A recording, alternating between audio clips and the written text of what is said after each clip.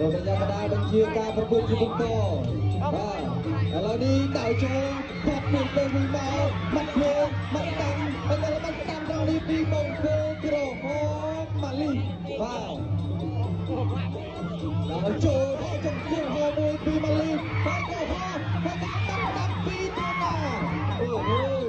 បាទលោកកញ្ញាកណ្ដាលញៀនទាំងពីរហើយធ្វើការប្រគួតជាបន្តបាទអូមួយមកបងប្អូនឥឡូវដល់ចូលគាត់តាំងពីបង្គោលភៀវម៉ាលីម៉ាលីទៅណាមកតាំងហើយក៏មកតាំងដល់នេះសងវិញពីម៉ាលីរីគ្នាល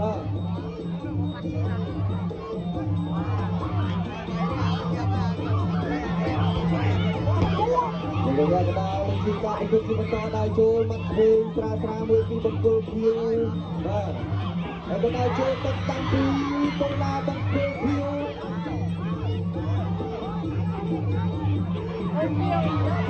ហើយនេះបង្គោលភៀវដល់ចូលតាំងពីបង្គោលភៀវហើយដល់ចូលនេះ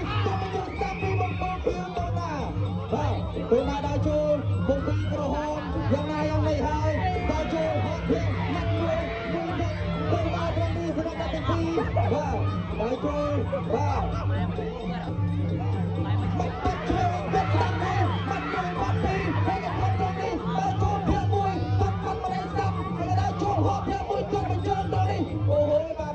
ទីមួយនេះ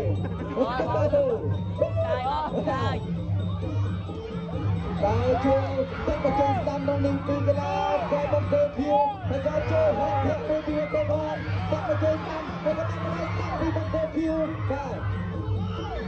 ភាពមួយពីបង្កើនក្រមហើយក៏បានតាមពីបង្កើនភាពហើយក៏បានមួយពីដល់នេះពីបង្កើនភាពទឹកមួយពីបង្កើនភាពដល់ចូលក្នុងនេះករណីបង្គោលភៀវដល់ចូលហើយក៏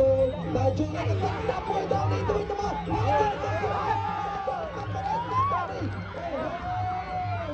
ជួយពេញមែនតើបាទ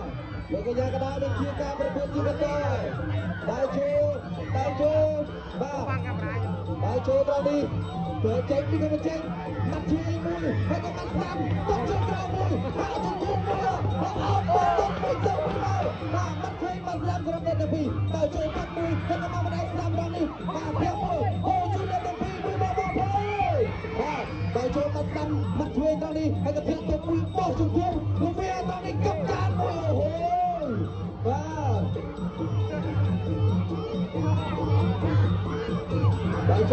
ដល់ចូលគៀវហើយគៀវដល់នេះទៅទៅស្ដាំហើយក៏បាត់ម្ដាយស្ដាំអូហូបាទដល់នេះដល់ចូលគៀវទៅចូលសងហើយបាទហើយក៏ចាប់ទឹកទី3អូជ័យជំនះបានទៅលើកីឡាករនី